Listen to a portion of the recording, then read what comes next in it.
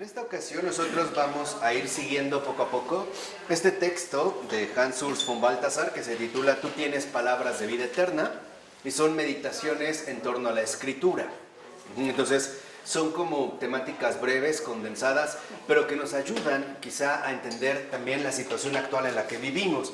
Quiero citar parte de este como epígrafe que está al inicio del libro y que es de San Serafín de Sarov, ¿no? Este gran santo ruso del siglo XIX y que además es, digamos, como retomado por su discípulo, que es Motovilov, ¿no? Pero vean que es como el punto central que recae en el texto. Dice, en nuestros días, la santa fe de nuestro Señor Jesucristo se ha hecho tan tibia y la insensibilidad e indiferencia por la comunión con Dios ha crecido tanto que realmente se ha de decir que nos hemos alejado casi por entero de la verdadera vida cristiana, que en medida hemos visto a través de René Girard, ¿no? El hecho de que seguimos todavía mezclados con la dinámica, con el conflicto mimético, ¿no? O sea, con la dinámica de la violencia y del odio. Dice, muchos pasajes de la Sagrada Escritura se han hecho hoy completamente extraños para nosotros. Hay gente que la califican ya de incomprensible. ¿Cómo ha de ser posible que los hombres contemplen a Dios de manera tan concreta?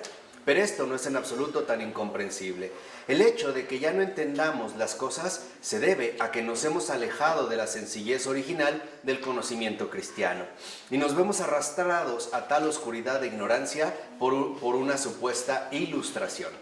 Hoy en día consideramos inconcebible todo aquello de lo que los antiguos tenían un concepto lo bastante claro como para hablar entre ellos de la revelación de Dios al hombre como de un hecho generalmente aceptado, ¿no? O sea, aquí lo que vemos es que se está, digamos, poniendo un énfasis especial en nuestra contemporánea situación personal en relación con Dios. Y es, ante todo, tibieza, insensibilidad e indiferencia por mantener una auténtica comunión con Dios.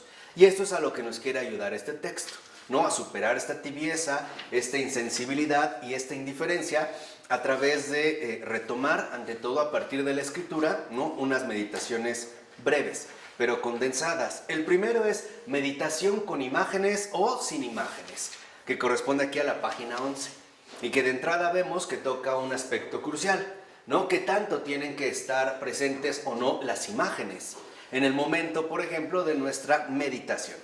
Y Balthasar comienza dando un punto central y dice, en esta cuestión tan debatida de las imágenes o la ausencia de imágenes, todo depende de si el que contempla es cristiano o no.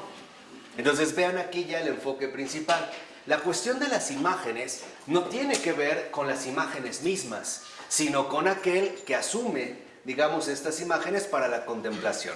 Dice, si no es cristiano, por ejemplo, se esforzará de antemano por llegar a la meditación sin imágenes, ¿no? A anular cualquier tipo de referencia imaginativa, ¿no? Cualquier influencia de la imaginación.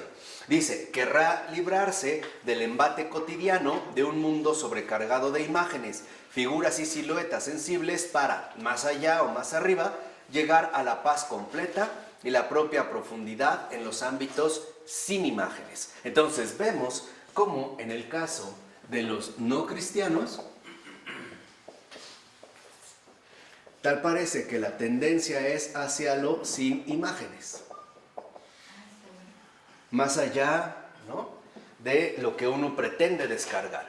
Por ejemplo, la anulación completa de cualquier referencia imaginativa, ¿no?, de cualquier carga sensorial. Lo vemos, por ejemplo, en la práctica del Zen, ¿no?, budista, donde el Om ayuda, una especie de mantra, ¿no?, que busca ante todo eliminar cualquier referencia de imagen, ¿no?, cualquier referencia sensible.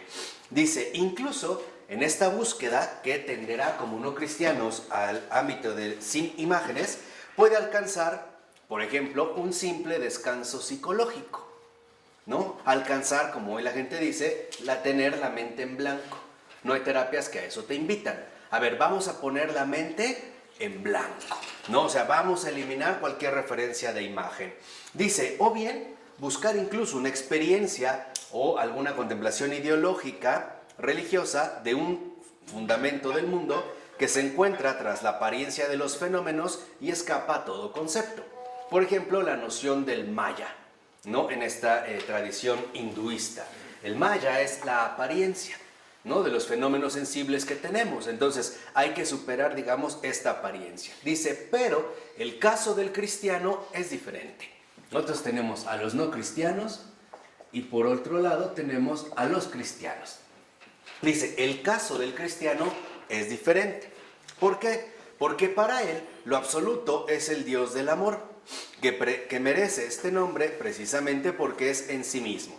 Uno que ama, uno que procede de él y convertido en amado en su seno y su amor recíproco. El amado del Padre se llama Hijo, o sea, irradiación, resplandor, palabra, imagen. Entonces vean aquí la cuestión. En el caso de los cristianos, el acceso que nosotros tenemos a este Dios amor es el Hijo. Y el Hijo es ya imagen. Es, por así decirlo, manifestación en calidad de imagen para nosotros. Dice, por ejemplo, de esta plenitud, o sea, de este Dios amor del Padre, solamente sabemos en la medida en la que el Hijo entró en nuestro mundo de imágenes, ¿no? Se hizo, por ejemplo, así, accesible para nosotros, ¿no? Entonces, el Hijo es lo que nos hace accesible, ¿no?, a Dios. Y lo va a hacer, por ejemplo, a través precisamente de imágenes, ¿no? En la propia Escritura es como alcanzamos a este Dios. Por ejemplo, no sé, Jesús durmiendo en la barca, o asando unos peces, o enseñando a los maestros en el templo de niño, o en la cruz, etcétera, etcétera, ¿no? Ahí es donde se da en este primer punto el acceso. Dice, además, en efecto, a través del Hijo se nos presenta al que es sin imagen, o sea, en este caso al Padre. No es como el acceso. ¿Y para qué? Para que tengamos acceso al mundo del amor divino. Entonces, si es así, para el cristiano, el Hijo, en tanto el camino accesible a Dios, es una enseñanza con imágenes sensibles.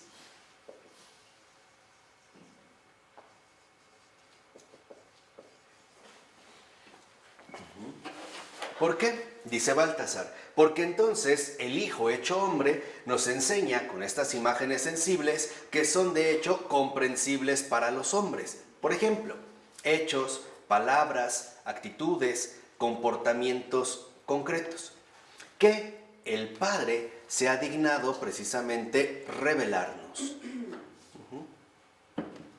Y lo que buscamos es, en último término, acceder a lo que es impensable de antemano, la plenitud del amor. Entonces, podríamos decir que nosotros, como cristianos, sí tenemos imágenes, ¿no? Recurrimos a estas imágenes porque es la manera en la que para nosotros, como humanos, nos resulta accesible, ¿no?, esta plenitud de amor. Dice, por lo tanto, el camino de toda contemplación cristiana, por consiguiente, está indicado en la esencia y en la intención de la misma palabra o imagen encarnada. Debido a que en él Dios y hombre no son dos personas separadas, sino la misma, este camino va desde un principio de la comprensión de la imagen mundana hacia la imagen divina que en ella se expresa. O sea, en el Hijo encarnado, la imagen que nos transmite, esta enseñanza con imágenes sensibles, nos lleva de nuestra realidad llena de imágenes a esta plenitud de amor que es el Padre. Entonces no se nos invita cristianamente a anular las imágenes, como se hace en el caso, por ejemplo, de la meditación de los no cristianos, ¿no? Que podría ser, por ejemplo, el llegar a esta nada primordial, ¿no?, a este Om, donde ya no hay una referencia concreta a algún tipo particular de imágenes, que, como dijimos, se puede tratar de alcanzar un determinado descanso psicológico. Porque los cristianos nos agarran mucho a los católicos por las imágenes. Por ello, porque consideran que el uso de imágenes atentaría precisamente contra la esencia misma de Dios, que no podría ser representada de ninguna manera. Porque tú sabes que como ellos todos se basan en que la escritura dice y todo eso, Claro. dice que todas las imágenes y semejanzas. Claro, ¿no? Lo toman en el Antiguo Testamento de que sería como una idolatría. Pero esto incurre en un error. ¿Cuál es el error? El error consiste en asumir que entonces el Hijo no es imagen del Padre, no es reflejo del Padre. Negar que haya imágenes es negar que Cristo es la imagen del Padre. O sea que es el Verbo encarnado. Es decir, no vamos a seguir el camino que nos mostró Cristo. No le vamos a hacer caso. Vamos a tratar de seguir un camino completamente diferente. Es un término bíblico, ¿no? Sí, claro. Imagen de Dios invisible. Exactamente. Entonces, podríamos decir que la manera en la que el invisible se manifiesta a nosotros es haciéndose visible. De tal forma que entonces, aquí sí, habría que distinguir dos aspectos importantes. En esta enseñanza con imágenes sensibles se pueden detectar, por así decirlo, dos momentos muy particulares. El momento uno, que es el momento de la meditación. En la meditación, por ejemplo, es muy importante el tener referencias concretas. Por ejemplo, en el caso del buen San Ignacio de Loyola, propone la composición del lugar, ¿no? Que para los que ya hicimos ejercicios ya se supone que sabemos qué es, ¿no? Entonces, tomar una parte del Evangelio, vamos a suponer Jesús enseñando a los maestros de niño en el templo, entonces te vas a imaginar este templo, cómo estaría Jesús, cómo iría vestido, o sea, es entrar por algo seguro, por algo concreto. Enseñanza con imágenes, ¿qué? Sensibles. Pero cuando la meditación, cuando entramos en las imágenes, se fortalece y crece, entonces ya pasamos a la contemplación. En la contemplación, estas imágenes sensibles ya no son necesarias. ¿Por qué? Porque en la contemplación nosotros ya hemos crecido espiritualmente y ya no necesitamos precisamente tener todas estas referencias imaginativas que requeriríamos o que requerimos ante todo al iniciar en el camino de la vida espiritual. Pasa un poco con nuestra vida cristiana, ¿no? A lo mejor en nuestra conversión o en los inicios hay momentos donde Dios como que se manifiesta muy claro, muy claro, pero después ya no. ¿Para qué? Para que aprendamos ahora a crecer en la fe, ¿no? Para que aprendamos, digamos, este seguimiento ya sin referencias como muy concretas. Entonces dice, por ejemplo, que en efecto es pasar de la superficie, ¿no? La meditación sería la superficie, no lo superficial, es la superficie para llegar a la profundidad.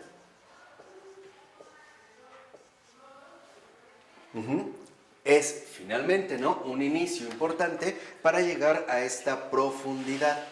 ¿Por qué? Porque en realidad, dice, Jesús subraya continuamente que en su ser y su obrar tiene lugar de forma inmediata ese paso de la superficie a la profundidad. Acuérdense lo que una vez le dice a Felipe, ¿no? Quien me ve a mí, ve al Padre. Pero, dice, en realidad esto solo se da si tienen ojos para verla, oídos para oírla y limpieza de corazón para contemplar lo divino en lo humano. ¿Sí me explico? Sí. Entonces, aquí, Fuerte. en esta superficie, lo que nosotros encontramos, fíjense, es que la meditación nos ayuda a ir en lo concreto humano, que es el verbo. Y de la meditación creceremos, en último término, a lo divino. De tal forma que lo humano divino se conjuga en una persona, que es Jesús, el Señor. Entonces, en eso es en lo que él va insistiendo, digamos, ¿no? O subraya frecuentemente esta razón. Por ejemplo, el Evangelio según San Mateo, capítulo 5, versículos 2 y siguientes. Ahora dice, entonces, podemos decir finalmente, ¿no?, que llegaremos a un punto, dice, llegaremos realmente a una contemplación más allá de lo imaginario. Dice, cristianamente, No hay ninguna posibilidad de llegar hasta la imagen, la palabra o el Hijo de Dios sin asimismo ver inmediatamente en él su origen carente de imagen. O sea, tenemos que aprender a conjugar lo sensible con lo espiritual y no separar, que es lo que ellos hacen. Lo que ellos hacen es seguir, digamos, esta tendencia oriental, que en efecto también asumió en su momento Platón, ya para que después no digan que ya no cito a los griegos y citaciones, ¿no? Que retoma o considera que lo sensible no es más que la fuente principal de los engaños en los que vivimos. O sea, todo lo sensible, lo material, es un fraude. Entonces, se va a hacer de lado y vamos a tratar de acceder a un mundo, no sé de qué tipo, pero donde ya no haya ningún tipo de referencia sensible. Aquí de lo que se trata es que más bien aprendamos a unificar bajo una misma acción lo sensible con lo espiritual, la superficie con la ¿qué? Con la profundidad. O sea, que entendamos a escuchar al hombre y la voz de Dios. Por poner, digamos, este caso concreto, ¿no? Escuchemos hablar al Hijo del Hombre y en este escuchar al Hijo del Hombre también percibir claramente, ¿no?, la voz ¿qué? De Dios. ¿Cuántas veces, o en esta ocasión que nos relata el Evangelio, nos decía, ¿no?, los escribas, este enseña como si tuviera ¿qué? Autoridad. O sea, escuchan una voz humana, pero no solo es humana. Ahí hay algo que, algo más. El autor de la vida, ¿No? creador. Ahí hay algo más, ¿no? Ahí se escucha. Por ejemplo, el último libro que escribiera Michel Henry, ya estando en el hospital, se llama Palabras de Cristo. Y en efecto, lo que va a mostrar es que hay momentos donde destaca ante todo la voz humana. O sea, está hablando el hombre Dios. Y después destaca más bien la voz divina. Y entonces está hablando el Dios hecho ¿qué? Hombre. Pero nunca van separados, ¿no? A veces se da un énfasis hacia uno o hacia otro. Pero sí tenemos que reconocer que en último término esto no se alcanza a través de una especie de esfuerzo racional, sino a través de la fe. Y ese es un ámbito de acceso diferente. ¿Por qué? Porque en realidad el Hijo, en tanto accesible, el camino accesible que se nos ha dado a Dios, es un camino que en efecto depende de la fe. Y la fe, en este sentido, sería la fidelidad a lo que no veo. Pero tampoco puedo decir que no veo nunca, porque sí lo veo en el Hijo. ¿Sí? ¿Vamos? O sea, no es, digamos, una negación por completo de la visibilidad, sino que en realidad veo algo. Pero ahí, ¿no?, como que capto que hay algo más. Entonces, ¿qué es lo que nosotros en realidad captamos en la fe? Primero, de que el Hijo, este camino accesible a Dios, es la palabra de amor que el Padre nos dirige. Y ahí viene un cometido fundamental. El propio Hijo, Jesús, es la palabra de amor que el Padre nos dirige. ¿Y cómo se manifiesta? Lo que dijimos hace un momento, ¿no? En sus hechos, en sus palabras, actitudes, en sus comportamientos ¿qué? Concretos. Entonces podemos decir, es justo el Hijo el que nos muestra ¿a quién? Al Padre. Y aquí quiero retomar una distinción filosófica muy importante.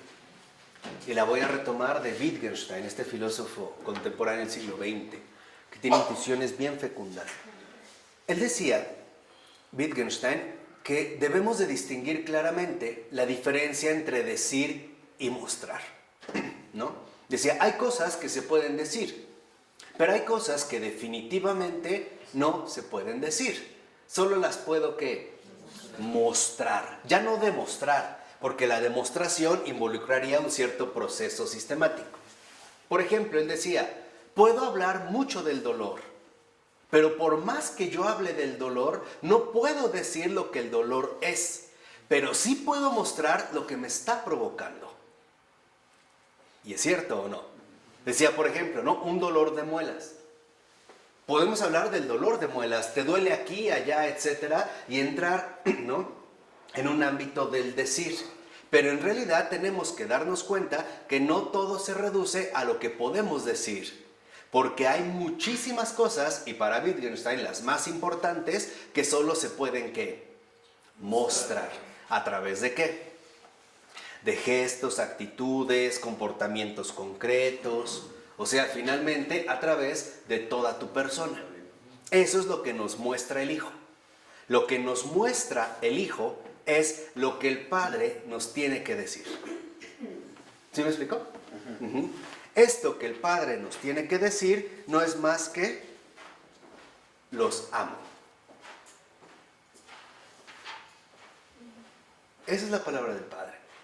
Y el Hijo lo está mostrando todo el ¿qué? Todo el tiempo.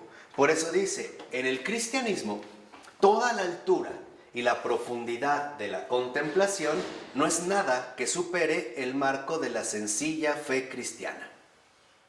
Vean, no es algo que tenemos que hacer como esfuerzos extraordinarios por tratar de limpiarnos de la impureza sensible, ¿no?, del mundo engañoso que nos juega malas pasadas. No, es conservar la sencillez de la fe. ¿Cuál es esta sencillez de la fe? Que en Cristo, Dios y hombre son una persona. Y que en Dios, las personas del Padre, el Hijo y el Espíritu Santo no son tres dioses, sino uno solo. Entonces dice Baltasar, la contemplación no es otra cosa que caer en la cuenta de lo que está ya siempre presente en la fe cristiana. O sea, en lugar de esforzarme por tratar de mostrar algo sin imágenes, ¿no?, llámense esta nada budista o cualquier otro tipo de, dijimos, incluso descanso psicológico, lo que veo en realidad, lo que contemplo es lo que creo. Esto es, digamos, el principio fundamental de esta sencillez, de tal manera que entonces lo que nosotros vemos es que se trata de experimentar la verdad divina. Y aquí es donde se manifiesta el carácter fundamental de esta sencillez. La fe es una experiencia, y es una experiencia de vida. Aquí vemos que entonces la fe no solamente es aquel especie de artículo de lujo que sacamos a desempolvar cuando atravesamos dificultades. Que para mí es más bien como un rasgo protestante, ¿no? Si tienes fe, saldrás adelante, o te salvarás, etc. No, la fe es más bien una experiencia de vida que me lleva a mirar las cosas tal y como Dios las manifiesta. Podríamos decir, y aquí es como de hecho se ha hablado en gran medida en la tradición, que esta experiencia de vida se transforma en visión.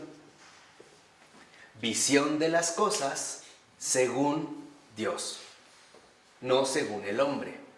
Esta visión de las cosas según Dios no significa que me voy a elevar como quería el gnosticismo, ¿no?, que me voy a elevar al nivel divino de la inteligencia suprema para ver las cosas de arriba que abajo. No, porque esta es una gran tentación del cristianismo, la gnosis, ¿eh?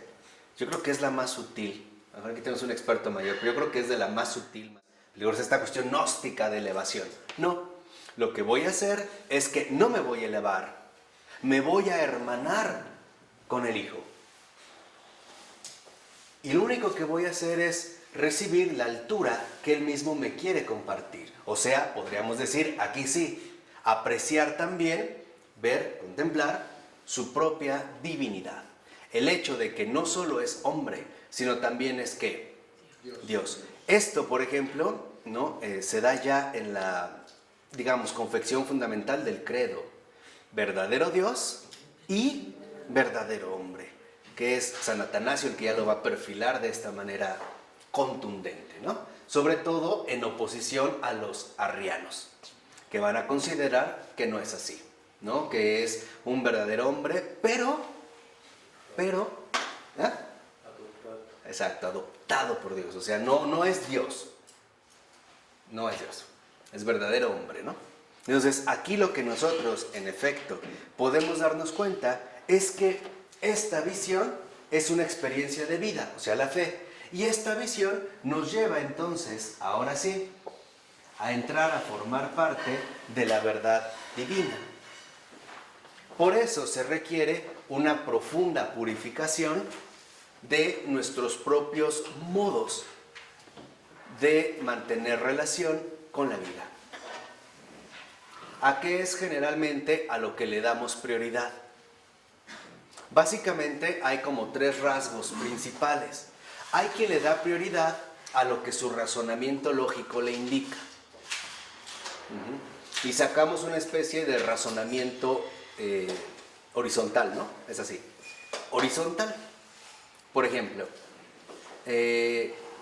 la vida es realmente una gran miseria, por lo tanto no vale la pena vivir.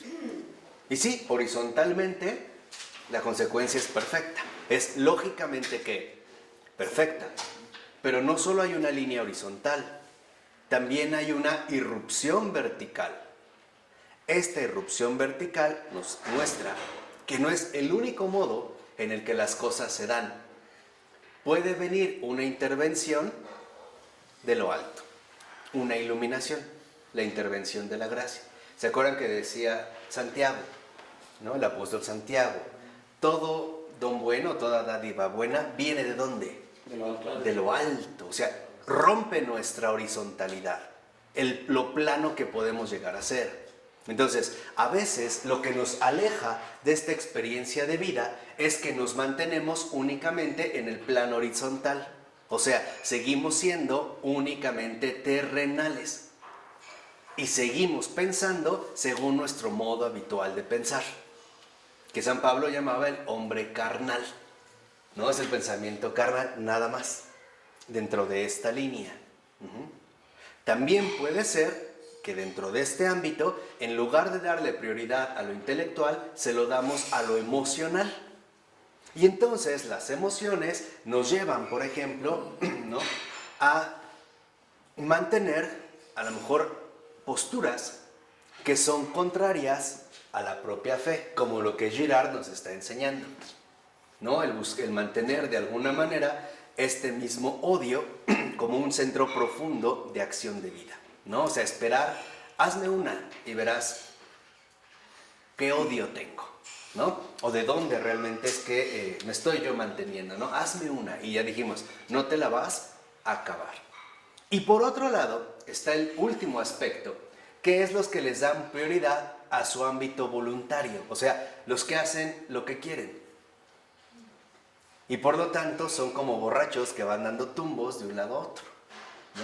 ¿Por qué? Porque se dejan llevar por el primer impulso, digamos, o deseo que ellos postulan en este querer, ¿no? Hay personas que dicen, sí, sé que esto no está bien, pero no me importa, lo quiero, ¿no? Entonces esto es justamente lo que estamos llamados, ¿no?, a superar en esta experiencia de vida, o sea, en esta experiencia de vida fundamental que llamamos fe.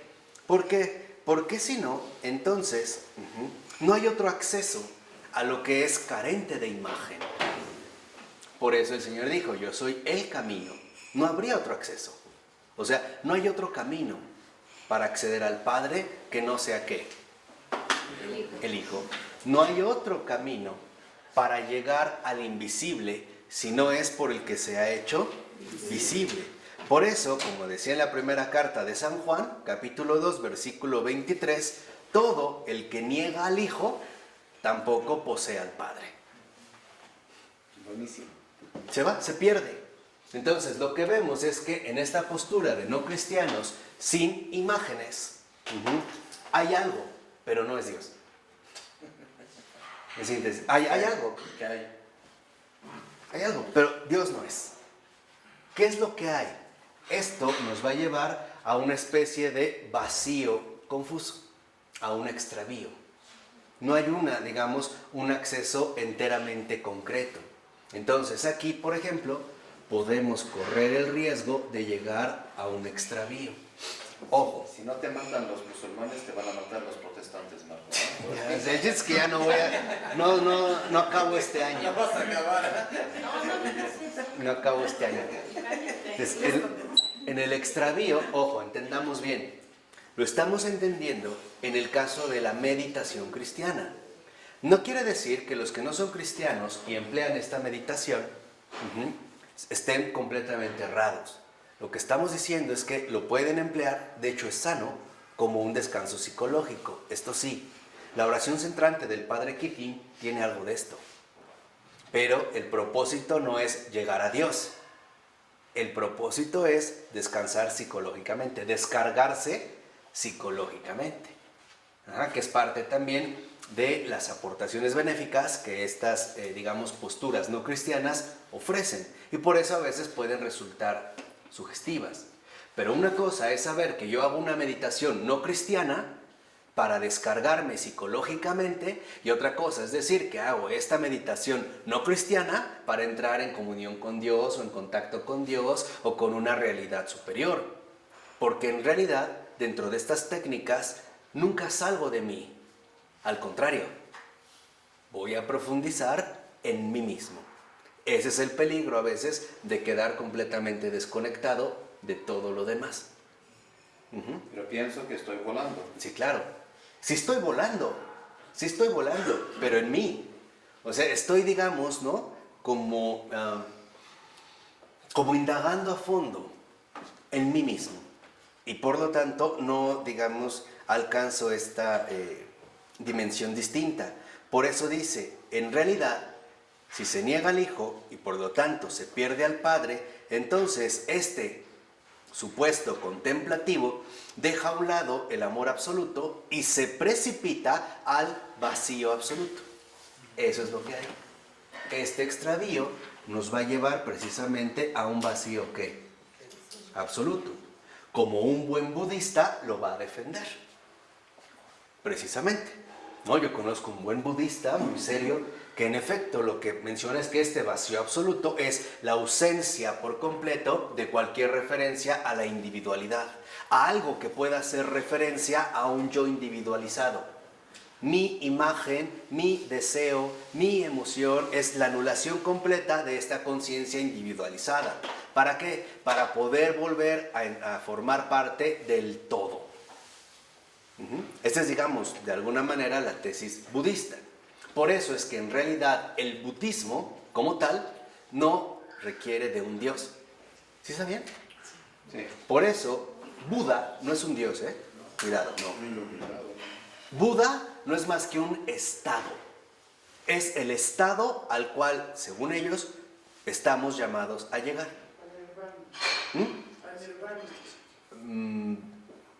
El nirvana es más como hindú, que también tiene que ver a esta especie de disolución. Y el nirvana, en efecto, es este estado ya de luz, ¿no? De donde ya no hay individuación propia, que sería justamente la nada. Pero ahí no hay amor. No. Es egoísmo, ¿no? No, tampoco. O sea, no es algo que pueda hacerse referencia de manera muy concreta. Y se pierde la esencia del ser, ya se pierde. Sí, claro. Se integra a la totalidad, pero se pierde su identidad. Exacto. de ser. Por eso es lo que hacia lo que se dirige es este vacío absoluto, es la nada. Pero no esta nada como una mera cuestión de carencia. ¿No? Es una disolución total. Es la disolución plena, ¿no? Que de hecho es lo único que te puede sacar de esta, digamos, rueda continua o este ciclo de reencarnaciones, donde lo que vas aprendiendo es a irte, ¿no? Como purificando de los apegos que estás recibiendo en esta vida. En cambio, aquí lo que vemos es que esta verdad lo que hace no es disolverte, lo que hace es reunirte con el ser, que es un poco lo que mencionaba precisamente George. Lo que se busca aquí es que la verdad te reúna con Dios y no que te anule, que te afirmes, digamos, en este sentido, ¿no? A la luz de Él. Por ello, lo que podemos ver es que, en efecto, se puede designar al Padre como vacío de toda imagen, carente de toda imagen. ¿Por qué? Porque Él habita en una luz inaccesible. Como dijo San Pablo en la primera carta a Timoteo, capítulo 6, versículo 16. Pero esto no es por carencia, es por exuberancia, más allá de toda imagen. No es porque no la tenga, es porque es, digamos, más que cualquier imagen que No lo representa. posible. No habría posible. O sea, no lo hago. Porque es plenitud, exacto. No entendí esto, ¿cómo? Ajá, o sea, no tiene imagen, pero este no es por carencia, no es esto. No es porque no la tiene en sentido negativo. Es porque no hay imagen posible que lo pueda abarcar, porque Él es Dios mismo. No es en esta exuberancia. Y por lo tanto, en realidad, lo que sí podemos ver es que esta exuberancia, o como a mí me gusta llamarlo, este exceso, que es lo que nos muestra el Hijo, este exceso, ¿no?, que ahí se manifiesta, nos lleva entonces a captar, uno, el amor. Pero es, ojo, el amor que se entrega, que se engendra eternamente a su amado, es decir, su imagen y semejanza. Entonces, aquí tenemos también un aspecto muy crucial que a veces se suele pasar por alto. En este exceso, desde el Hijo, lo que vemos es que nos da, digamos, una imagen accesible para nosotros para poder integrarnos en esta plenitud desbordante. Por decirlo, es como ingresar a este amor total, a este amor plenitud, que no podríamos representar con ningún tipo de imagen. Así como hay vivencias en cada uno de nosotros que no podríamos expresar con una palabra. No sé si les ha pasado que de repente algo vives, pero no encuentras la palabra y te dicen esta y dices no, o sea, lo intuyes, pero no lo puedes articular. Yo creo que eso todos lo hemos vivido.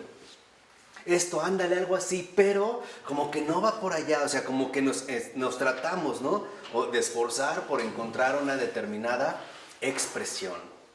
Esto nos lleva a reconocer que entonces este exceso desbordante no es más que, finalmente, el inicio de la contemplación. Porque en la contemplación, ya con esto termino, con la contemplación nosotros no agotamos a Dios.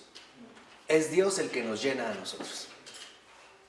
A ver, no entendí cómo era el exceso a la contemplación. Este exceso desbordante, esta plenitud, este amor que se entrega absolutamente, es lo que ya nos lleva directamente a la contemplación. O sea, a la profundidad, digamos, espiritual de esta realidad concreta.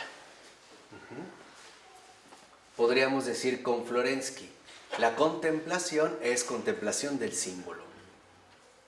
Es la contemplación de esta profundidad que no se agota. Ahora, en esta contemplación, nosotros no agotamos a Dios. Es Dios el que nos colma.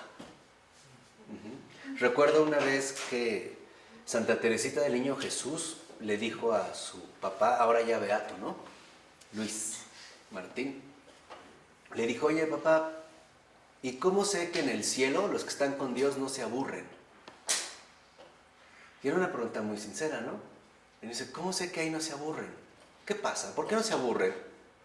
Y el papá le respondió, mira, imagina que hay 3 vasos de diferentes medidas, uno grande, uno mediano y uno pequeño. No, perdón, la pregunta no es que no se aburran, que no haya envidia entre ellos. ¿Envidia? Sí, no es que se aburran, que no haya envidia o celo o algo así. O sea, ¿cómo es que no se envidia, no? Sí. Están ahí, ¿cómo se ven unos a otros? Dice, mira, hay 3 vasos y Dios los ha llenado hasta el borde, o sea, rebosantes.